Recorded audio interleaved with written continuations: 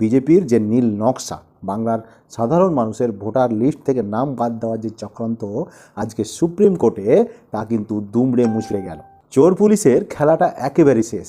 এবার বিচারকই ধরবে জালিয়াতি।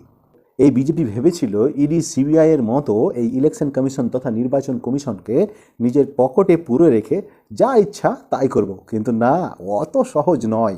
এই ইলেকশন কমিশনের বিরুদ্ধে অভিযোগ ছিল এরা নাকি বাংলার সাধারণ ভোটারদের ডিভোটার করার চক্রান্ত করেছিল, এবং তা হাতে নাতে এখন প্রমাণ হয়ে গেল। কিন্তু সুপ্রিম কোর্ট আজ পরিষ্কার জানিয়ে দিল এই ভারতবর্ষটা কোনো রাজনৈতিক দলের জমিদারিত্ব নয়। হ্যাঁ, কোনো রাজনৈতিক দলের এই জমিদারিত্ব নয় যে যখন যেটা খুশি তখন সেটা করবে। কি ঘটলো আজ সুপ্রিম কোর্টে আপনারা জানবেন না? হ্যাঁ, আজকে সুপ্রিম কোর্টে এই নির্বাচন কমিশনের হাত থেকে ক্ষমতা কেড়ে নিল সুপ্রিম কোর্ট। একদমই সঠিক শুনছেন আপনারা।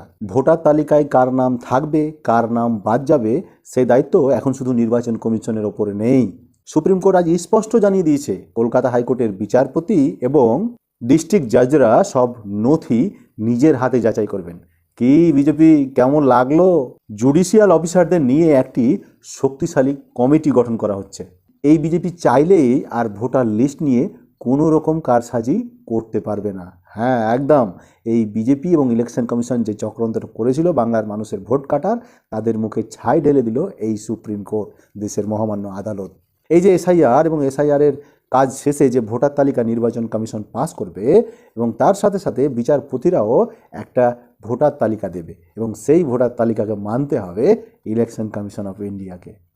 অর্থাৎ ইলেকশন কমিশন যদি কোনো বৈধ ভোটারকে ডিভোটার করে, অর্থাৎ ভোটার তালিকা থেকে বাংলার কোনো ভোটারকে যদি বাদ দেয়, তাহলে বিচার ব্যবস্থা সে সমস্ত ভোটারদের ভোটাধিকার ফিরিয়ে দেবে। কি বিজেপি, কেমন লাগছে এবার? দেশের নির্বাচন কমিশন বিজেপির কাঠপুতুলে পরিণত হয়েছে, সেটা সারা দেশের মানুষ জেনে গেল। হ্যাঁ, সারা দেশের মানুষ বুঝতে পারলো নির্বাচন কমিশন অর্থাৎ জ্ঞানেশ কুমার বিজেপির হয়ে দালালিটা করছে, বিজেপির হয়ে চামচাগিরিটা করছে, বিজেপির হয়ে চামচাগিরিটা করে বাংলার সাধারণ মানুষের ভোট কাটার চক্রান্তটা করছে।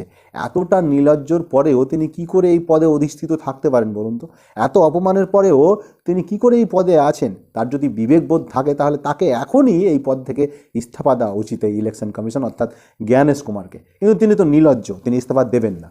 আজকের রায় স্পষ্ট একটা জিনিস প্রমাণ করে দিল, গায়ের জোরে বাংলার মানুষের গণতান্ত্রিক অধিকার কেড়ে নেওয়া অতটা সহজ নয়।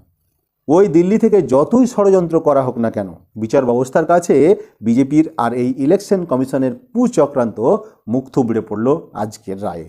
বাংলার মানুষ লড়াই করতে জানে, আর আজ সুপ্রিম কোর্ট তথা দেশের সর্বোচ্চ মহামান্য আদালত সেই লড়াইকে সম্মান জানালো।